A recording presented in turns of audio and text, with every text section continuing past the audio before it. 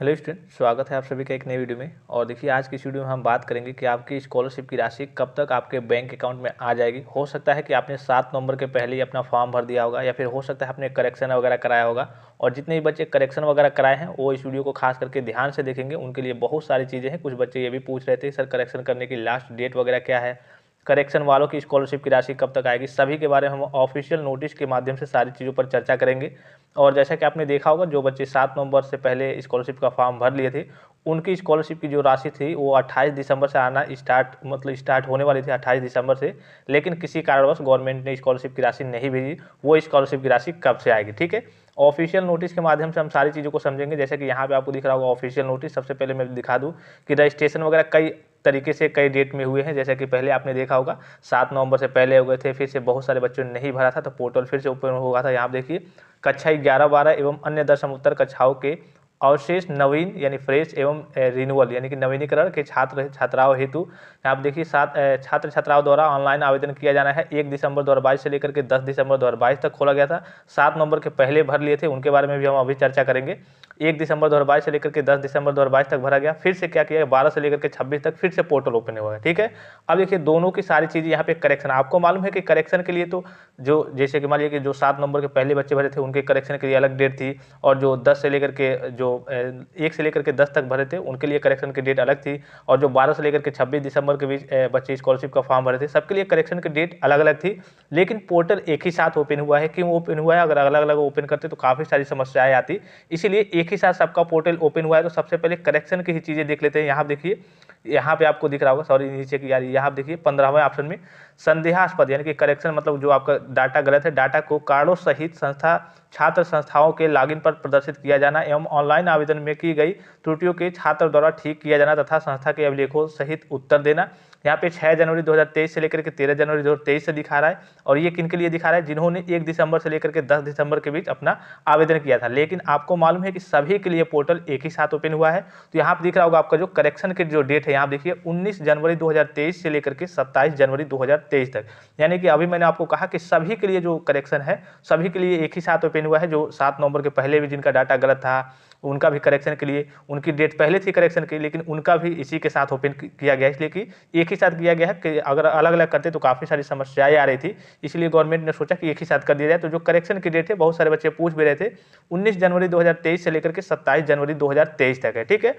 अब देखिए, जो करेक्शन वगैरह करा लेंगे, हार्ड कॉपी सबमिट कर देंगे, तो स्कॉलरशिप की राशि जो सबसे ज़्यादा बच्चे पूछ रहे हैं, तो यहाँ आप देखिए जो करेक्शन वगैरह या फिर जो दिसंबर में स्कॉलरशिप का फॉर्म भरे हैं उनकी स्कॉलरशिप की राशि यहाँ पे आपको सीधे दिख रहा होगा।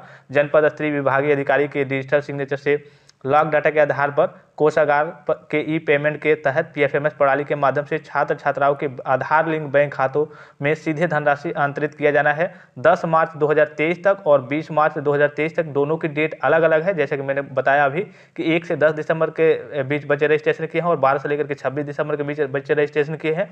लेकिन जो आपकी स्कॉलरशिप की राशि आएगी, समझिए कि 20 मार्च के आसपास ही आएगी। जो बच्चे दिसंबर में आवेदन किए हैं और जो अभी करेक्शन वगैरह कर रहे हैं उनकी जो स्कॉलरशिप की राशि है वो मार्च में ही आएगी, ठीक है।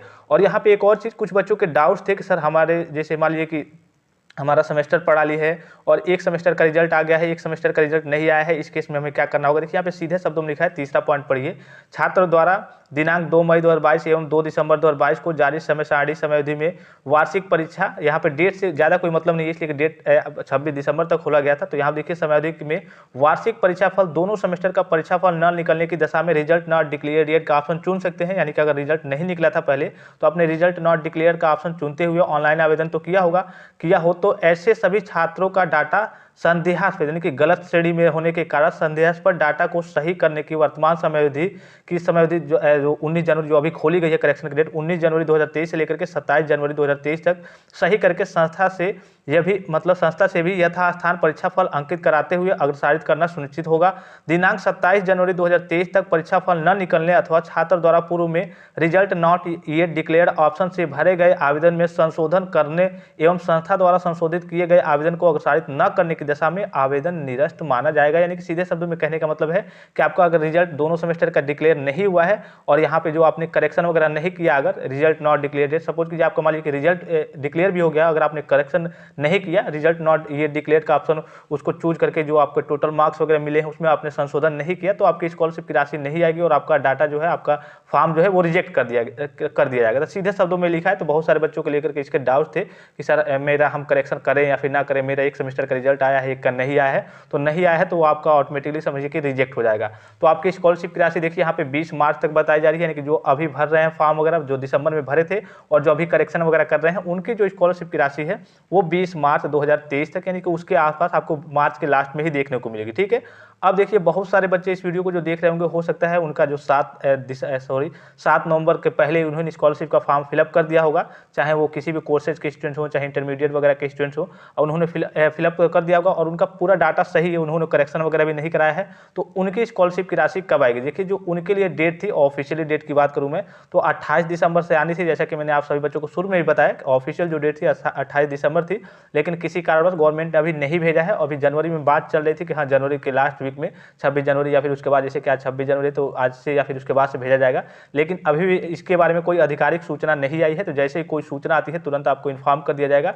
लेकिन अभी भी स्कॉलरशिप के बारे में जो 7 नवंबर के पहले बच्चे फॉर्म भर दिए थे, रजिस्ट्रेशन वगैरह कर दिए थे, उनका वेरीफाई वगैरह हो गया, स्टेटस भी सही है, तो उनके बारे में अभी कोई आधिकारिक सूचना नहीं है। जैसे सूचना आती है, लेकिन जहाँ तक अंदाजा लगाया जा रहा है कि जनवरी के लास्ट वीक में आने की संभावनाएं हैं, लेकिन केवल ये संभावनाएं हैं। जैसे ही गवर्नमेंट द्वारा ऑफिशियल नोटिस आती है मैं आपको इन्फॉर्म करते रहूँगा। अदरवाइज कुछ चांसेज ये बन रहे हैं कि हाँ चलिए फरवरी में भी जा सकते हैं, थोड़ा सा डिले भी होगा, या फिर गवर्नमेंट ये भी सोच रही होगी कि हाँ एक ही साथ सब बच्चे करेक्शन वगैरह करा रहे हैं, सबका मार्च ही में भेजा जाए। और ये गवर्नमेंट के ऊपर डिपेंड करता है कि गवर्नमेंट कब भेजती है। अब ऐसा नहीं है कि हाँ 28 को जो डेट दी थी कि 28 को भेजेगी, तो 28 दिसंबर को तो भेजी नहीं वो, तो अब जनवरी में नहीं भेजी। मान लीजिए कि जनवरी आपका खत्म होने वाला है, जनवरी में नहीं भेजी, तो हो सकता है जनवरी में नहीं भेज रही है, तो हो सकता है वो सोच रही होगी हाँ सभी बच्चों का एक साथ मार्च में ही, 20 मार्च या फिर लास्ट मार्च में ही भेजा जाएगा। बहरहाल आपको क्या लगता है, जिनका डाटा सही है गवर्नमेंट को उनका पैसा पहले भेज देना चाहिए या फिर नहीं? आप अपनी राय कमेंट बॉक्स में कमेंट करके जरूर बताइए।